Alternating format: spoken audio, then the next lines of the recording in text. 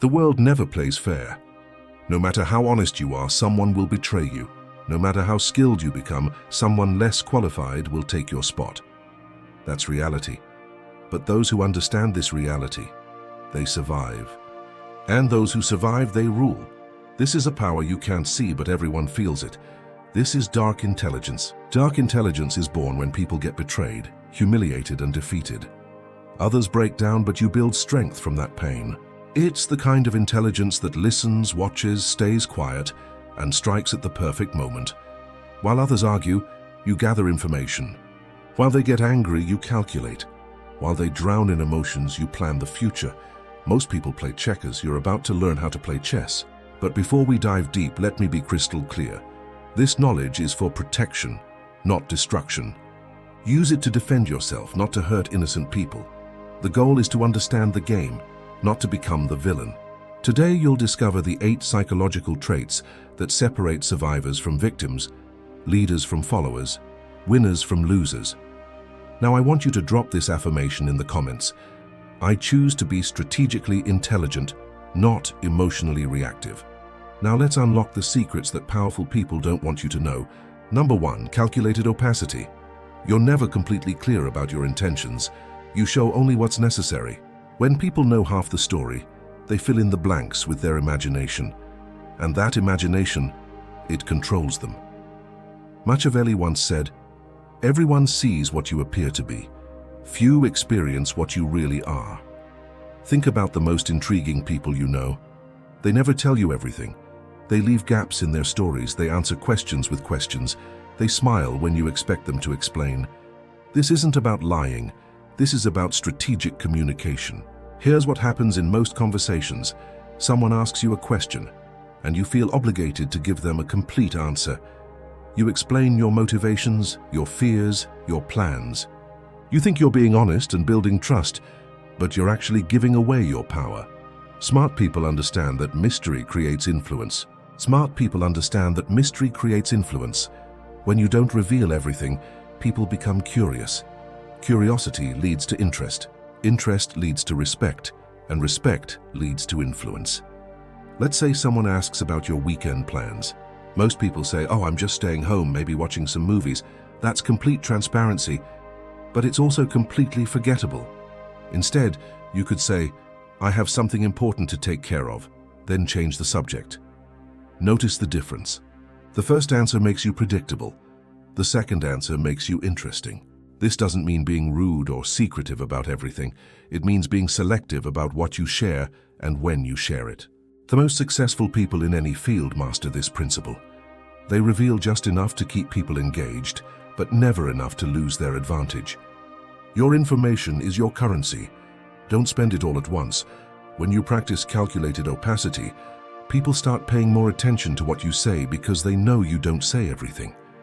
Your words carry more weight because they're rare. Remember, the goal isn't to be mysterious for the sake of being mysterious. The goal is to maintain control over your narrative and your relationships.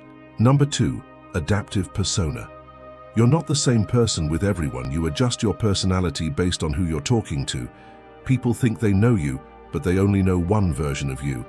Machiavelli once said, "A prince ought to take care that he never lets anything slip from his lips that is not replete with the 5 qualities mentioned above, that he may appear to him who sees and hears him altogether merciful, faithful, humane, upright, and religious." This isn't about being fake. This is about being effective. You already do this naturally. You speak differently to your grandmother than you do to your friends. You act differently in a job interview than you do at a party. You present different aspects of your personality in different situations. Adaptive persona takes this natural tendency and makes it intentional. Every person you meet has different values, different communication styles, and different ways of processing information. If you use the same approach with everyone, you'll connect with some people and completely miss others. Smart people study the person they're talking to and adjust their communication accordingly. Are they analytical? Give them facts and data. Are they emotional? Connect with their feelings. Are they practical? Show them how something works. Are they big picture thinkers? Paint the vision. This isn't manipulation. This is communication intelligence. Think about water. Water takes the shape of whatever container it's in. but it never loses its essential properties. It's still water, whether it's in a cup, a bottle, or a lake. Your adaptive persona works the same way. You adjust your presentation to fit the situation, but you never lose your core values and principles. The mistake most people make is thinking they need to be authentic in the same way with everyone. But authenticity doesn't mean being identical in every situation. It means being genuinely yourself while adapting your expression to be most effective. When you master adaptive persona, you become someone who can connect with anyone. People feel understood when they're with you because you're speaking their language. This skill becomes incredibly powerful in negotiations, leadership situations, and building relationships. You're not trying to force people to understand you. You're making it easy for them to connect with you. But here's the warning: never adapt so much that you lose yourself. Your values, your integrity, your core principles should never change. Only your presentation should adapt. The strongest people are like diamonds. They have many facets, but they're still one solid stone. Number 3, the principle of detachment. You're not a slave to any relationship, emotion, or opinion. What you're not afraid to lose can't control you. What can't bind you can't manipulate you either. Machiavelli once said, "Since love and fear can hardly exist together, if we must choose between them, it is far safer to be feared than loved."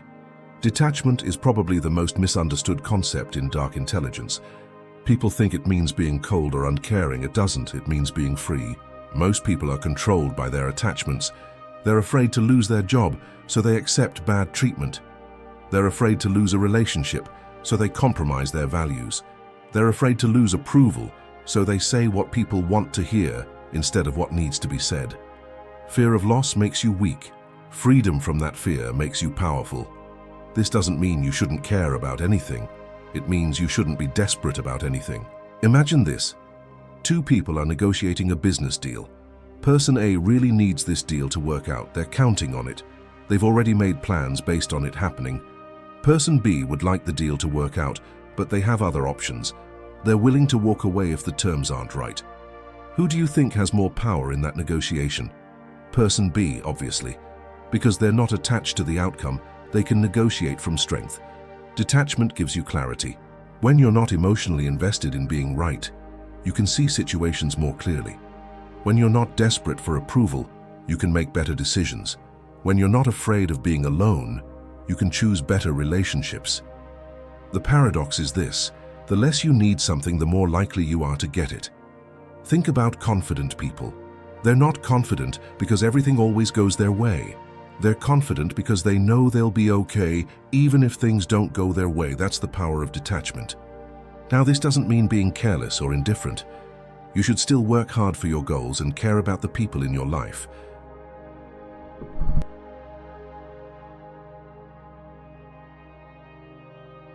Detachment also protects you from manipulation. When someone tries to threaten you with taking away something you're not afraid to lose, their threat has no power. The most dangerous person in any room is the one who has nothing to lose. But the most powerful person in any room is the one who has everything to gain and nothing to fear. Practice this gradually. Start with small things. Don't be so attached to winning every argument. Don't be so attached to being liked by everyone. Don't be so attached to your plans working out exactly as you imagined. As you develop this skill, you'll notice something interesting. People start treating you with more respect. They sense that you can't be easily controlled, and that commands respect.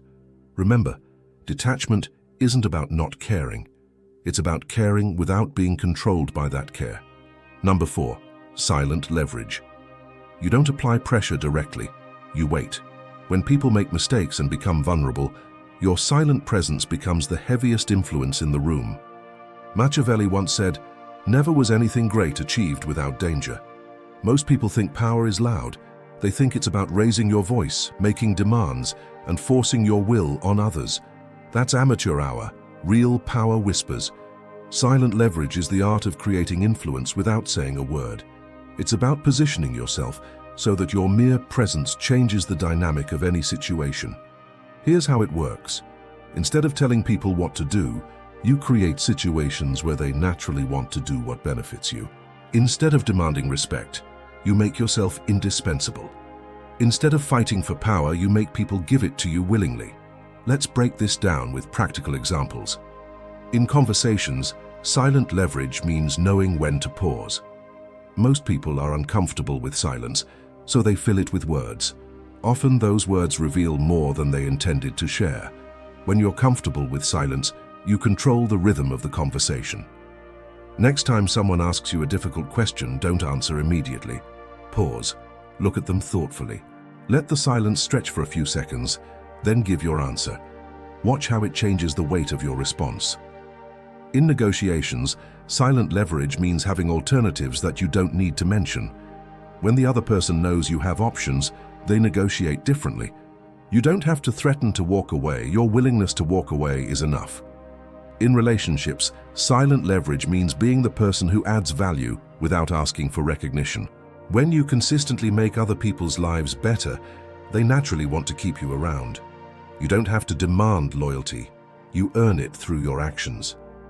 In professional settings, silent leverage means becoming the person everyone comes to for solutions. You don't announce that you're the problem solver. You just solve problems consistently until everyone knows they can count on you.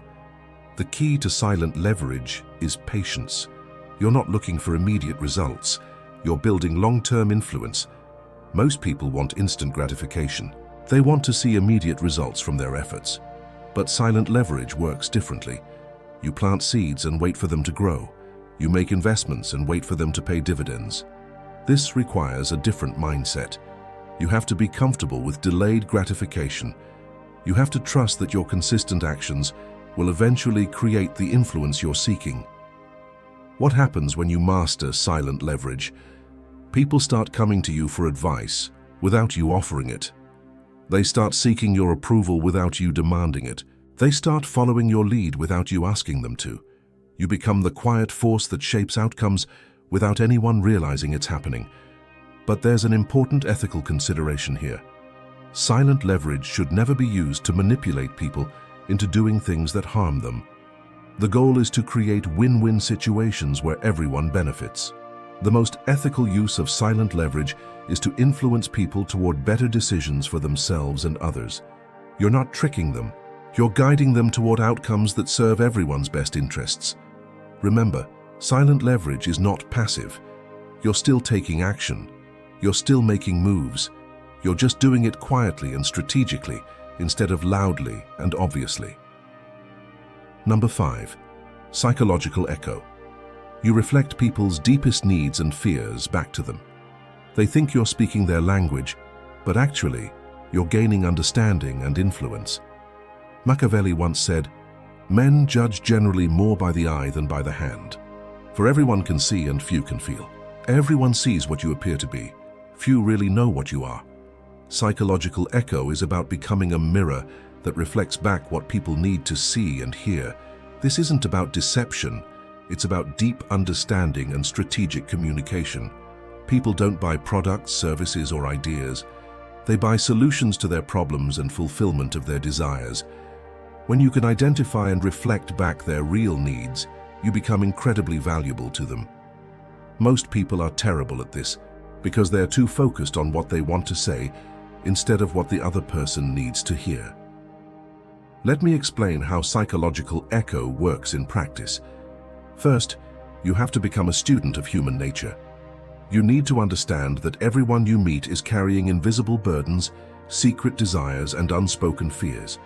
Your job is to listen for clues about what those might be. When someone talks about their work, they're not just sharing information. They're revealing how they see themselves, what they value, and what they're worried about. When someone talks about their relationships, they're showing you their emotional patterns and their deepest needs. Most people listen to respond. You need to listen to understand. Here's a practical framework. Every person you meet is asking 3 silent questions. Do you see me? Do you understand me? Do you value me? When you can answer yes to all 3 of those questions through your words and actions, you create a powerful connection. The psychological echo technique involves reflecting back not just what people say, but what they mean. You listen for the emotion behind the words, the need behind the complaint, the fear behind the anger. For example, if someone says, "I hate my job," Most people might respond with advice about finding a new job. But if you listen deeper, you might hear that they actually feel unappreciated, unchallenged, or uncertain about their future. A psychological eco-response might be, "It sounds like you're not feeling valued for your contributions," or "There seems like you're ready for something that challenges you more." Notice the difference. Instead of jumping to solutions, you're reflecting back their emotional experience. This makes people feel understood, which creates trust and influence. The key is to reflect back the positive version of what they're expressing. If someone is complaining about being overwhelmed, you might reflect back their dedication and high standards. If someone is expressing frustration about a situation, you might reflect back their desire for excellence. This technique works because people have a deep psychological need to feel understood. When you demonstrate that you truly see them, they automatically trust you more and value your opinions more highly. But here's where it gets really powerful. Once you understand someone's core needs and fears, you can position your ideas, suggestions, and requests in terms that naturally appeal to them. If someone values security, you present your ideas in terms of safety and stability. If someone values recognition, you present your ideas in terms of achievement and acknowledgement. If someone values freedom, you present your ideas in terms of independence and choice. You're not changing your message. You're changing how you present your message to match their psychological profile. This is incredibly powerful in leadership, sales, parenting, and relationships. When people feel like you understand them at a deep level, they naturally want to work with you, follow you, and support you. The ethical way to use psychological echo is to genuinely care about understanding people and helping them get what they need. When you use this technique to serve others' best interests, it becomes a tool for building stronger, more meaningful relationships. Number 6, ambiguous morality. You're neither good nor bad, you just get things done. Real power doesn't always come in black and white. Sometimes it lives in the gray areas. Machiavelli once said, "Since it is difficult to join them together, it is safer to be feared than to be loved when one of the two must be lacking." This is the most controversial trait of dark intelligence, and it's the one that gets misunderstood the most. So, let me be very clear about what this means and what it doesn't mean. Ambiguous morality doesn't mean having no morals. It doesn't mean doing whatever you want regardless of consequences. It doesn't mean hurting people to get ahead. What it means is understanding that the real world is complicated. Sometimes doing the right thing in the short term leads to worse outcomes in the long term. Sometimes being nice enables bad behavior. Sometimes protecting people requires making decisions that aren't pretty. Here's the reality. Pure moral clarity is a luxury that most people can't afford when they're dealing with complex situations involving real consequences. Let me give you some examples to illustrate this concept. Imagine you're in a leadership position and you discover that a team member has been consistently lying to clients and damaging relationships. The nice thing to do might be to give them another chance, provide more training, and hope they improve. But what about the other team members who are working honestly? What about the clients who are being deceived? What about the long-term health of the organization? Someone with ambiguous morality might decide that protecting the many is more important than being nice to the one. They might make the difficult decision to remove that person from the team, even though it feels harsh. This isn't cruelty. This is pragmatic ethics. For example, someone asks you for advice about a relationship that you can see is toxic and destructive. The kind thing to do might be to be supportive and avoid saying anything negative, but someone with ambiguous morality might decide that true kindness requires telling the difficult truth, even if it temporarily hurts the person's feelings. The key principle here is focusing on outcomes rather than appearances. Sometimes the action that looks good on the surface creates bad results. Sometimes the action that looks harsh on the surface creates better results for everyone involved. This requires a different kind of moral thinking. Instead of asking, "What action makes me look like a good person?" you ask, "What action leads to the best outcomes for the most people?" It also requires taking responsibility for the consequences of your decisions, even when those decisions are difficult or unpopular. But here's the crucial distinction. Ambiguous morality is not the same as selfishness. You're not doing whatever benefits you at others' expense. You're making pragmatic decisions that serve the greater good, even when those decisions are personally difficult. This trait also involves understanding that different situations require different responses. The same action that's wrong in one context might be necessary in another context.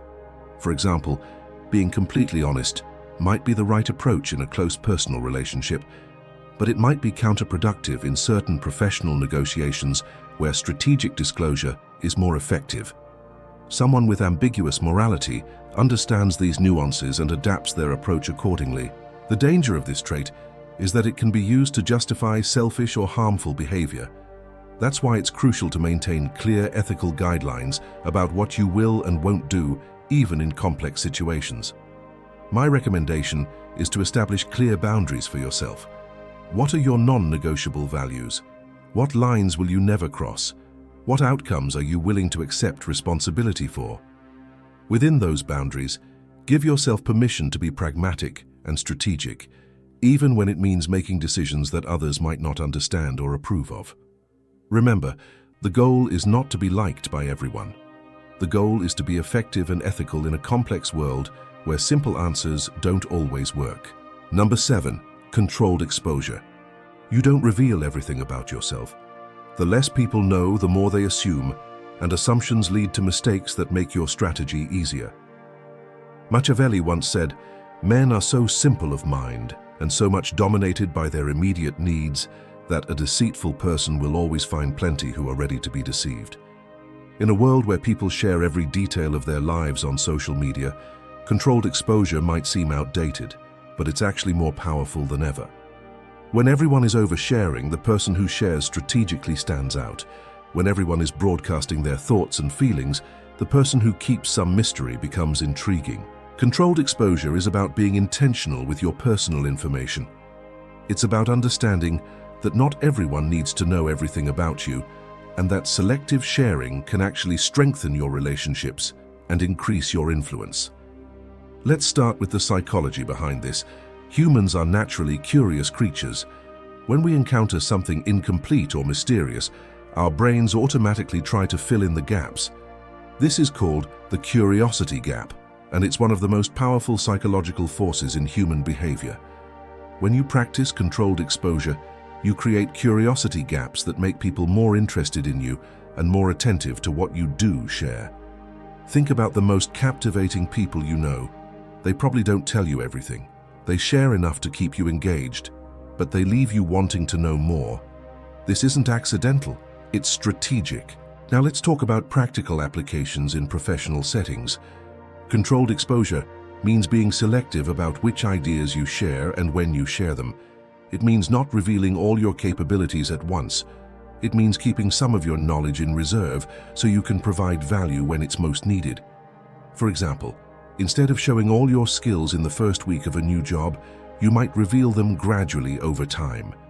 This creates the impression that you're continuously growing and improving, rather than someone who peaked early.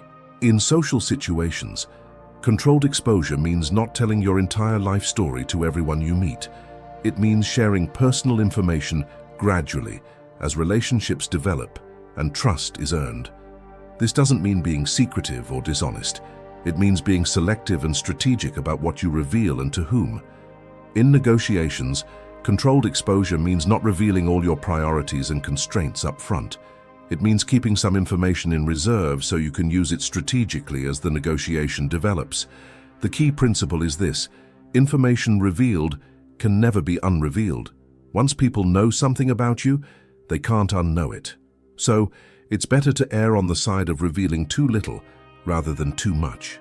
But controlled exposure goes beyond just withholding information. It's also about timing. The same piece of information can have completely different impacts depending on when it's revealed. For example, revealing a particular skill or achievement early in a relationship might seem like bragging, but revealing the same information later when it's relevant to solving a problem makes you seem humble and helpful. Controlled exposure also involves understanding your audience. Different people need to know different things about you. Your level of disclosure should match the relationship and the situation. Your closest friends and family members should know more about you than your casual acquaintances. Your business partners should know different things about you than your competitors. Your employees should know different things about you than your peers. This isn't about being fake or manipulative. It's about being appropriate and strategic with your personal information. Here's another important aspect. Controlled exposure includes managing your digital footprint. Everything you post online, every comment you make, every photo you share becomes part of your permanent record. People will form opinions about you based on this information, often without ever meeting you. Smart people are intentional about their online presence. They understand that their digital persona is part of their overall strategy for how they want to be perceived and remembered. The goal of controlled exposure is not to be mysterious for the sake of being mysterious. The goal is to maintain control over your narrative and your relationships. When you reveal information strategically, you can guide how people perceive you. You can emphasize the aspects of your personality and experience that are most relevant to your current goals. You can avoid being pigeonholed or stereotyped based on incomplete information. But here's the balance you need to maintain. You want to share enough to build genuine connections with people, but not so much that you lose your strategic advantage. The most successful people understand this balance. They're open and genuine in their relationships, but they're also strategic about how much they reveal and when they reveal it. Number 8, outcome obsession. You're not here to win arguments or prove points, you're here to get results. People who focus only on outcomes never waste time on unnecessary games. Machiavelli once said, "The promise given was a necessity of the past. The word broken is a necessity of the present." This is the trait that separates amateurs from professionals, dreamers from achievers, and talkers from doers. Most people get distracted by things that don't matter. They want to be right more than they want to be effective. They want to look good more than they want to get results. They want to feel good about their process more than they want to achieve their goals. Outcome obsession cuts through all of that noise. When you're outcome obsessed, you ask different questions. Instead of, "How can I prove I'm right?" you ask, "What result am I trying to achieve?" Instead of, "How can I look good in this situation?" you ask, "What actions will lead to the outcome I want?" This shift in thinking changes everything. Let's start with arguments and disagreements. Most people approach arguments like they're trying to win a debate. They focus on proving their point, catching the other person in contradictions, and demonstrating their superior knowledge or logic. But outcome-obsessed people approach disagreements differently. They ask, "What do I actually want to achieve from this conversation?" Maybe they want to change the other person's behavior. Maybe they want to reach a compromise. Maybe they want to gather information about the other person's perspective. Once they're clear on their desired outcome, they choose their approach accordingly. Sometimes that means winning the argument, but often it means something completely different. For example, if your goal is to change someone's behavior, proving them wrong might actually backfire. People don't like being wrong, and they often become more stubborn when they feel attacked. A better approach might be to help them reach the right conclusion on their own. If your goal is to maintain a good relationship while addressing a problem, being right might be less important than finding a solution that everyone can accept. This applies to every area of life. In professional settings, outcome obsession means focusing on what actually moves the business forward rather than what makes you look smart or important. It means choosing projects based on their impact rather than their visibility. It means making decisions based on data and results rather than politics and preferences. In personal relationships, outcome obsession means focusing on the health and happiness of the relationship rather than who's right or wrong in any particular disagreement. It means choosing your battles based on what actually matters rather than reacting to every minor irritation. In personal development, outcome obsession means measuring your progress by actual results rather than effort or intentions. It means being honest about what's working and what isn't, even when that's uncomfortable. Here's where outcome obsession gets really powerful. It helps you avoid the trap of looking busy without being productive. Many people confuse activity with achievement. They think that working hard automatically leads to good results. But outcome-obsessed people understand that you can work very hard on the wrong things and get nowhere. They're constantly asking, "Is this activity actually moving me toward my goal, Or am I just staying busy to avoid the more difficult but more important work? This leads to what I call strategic laziness. Outcome-obsessed people often appear to do less than others because they are selective about where they put their energy. They focus on the 20% of activities that produce 80% of the results. They're not trying to be the hardest worker, they're trying to be the most effective worker. This also applies to learning and skill development, instead of trying to learn everything about everything. Outcome-obsessed people focus on developing the specific skills that will have the biggest impact on their goals. They ask, what's the minimum I need to learn to achieve maximum results? This isn't about being lazy or taking shortcuts. It's about being strategic and efficient. Now, here's an important warning about outcome obsession. It can become destructive if you lose sight of your values and relationships in pursuit of results. The healthiest approach is to be outcome-obsessed within ethical boundaries. Your desired outcomes should include maintaining your integrity, treating people well, and contributing positively to the world around you. When these values are built into your definition of success, outcome obsession becomes a powerful force for good. Another key aspect of outcome obsession is the willingness to change course when something isn't working. Most people get attached to their plans and strategies even when those plans aren't producing results. Outcome-obsessed people are attached to their goals, not their methods. If one approach isn't working, they try a different approach. If one strategy isn't effective, they develop a new strategy. They're not stubborn about how they achieve their outcomes. They're only stubborn about achieving the outcomes themselves. This flexibility makes them incredibly adaptable and resilient. When circumstances change, they adjust their approach. When new information becomes available, they update their strategy. The ultimate goal of outcome obsession is to become someone who consistently gets things done, not someone who talks about getting things done, not someone who looks like they're getting things done, but someone who actually produces results in the real world. This reputation becomes incredibly valuable over time.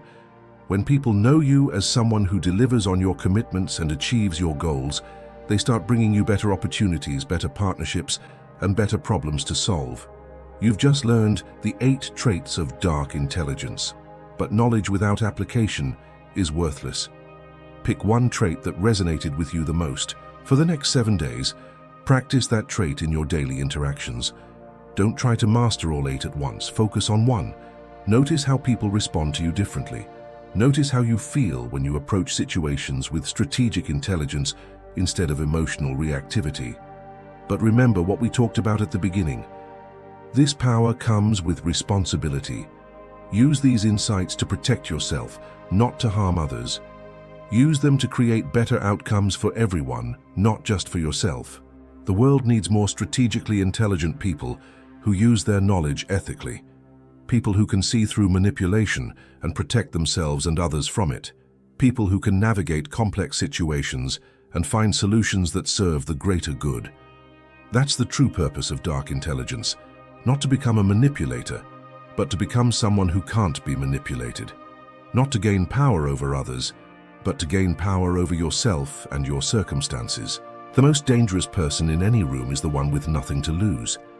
But the most valuable person in any room is the one who understands human psychology and uses that understanding to make everyone's life better.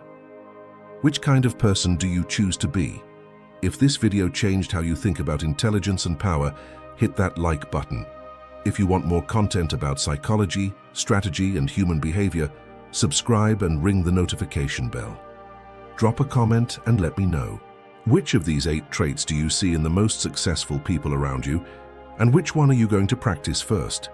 Until next time, remember, true intelligence isn't just about being smart. It's about being wise enough to use your intelligence in service of something greater than yourself. Stay strategic, stay ethical, and stay powerful.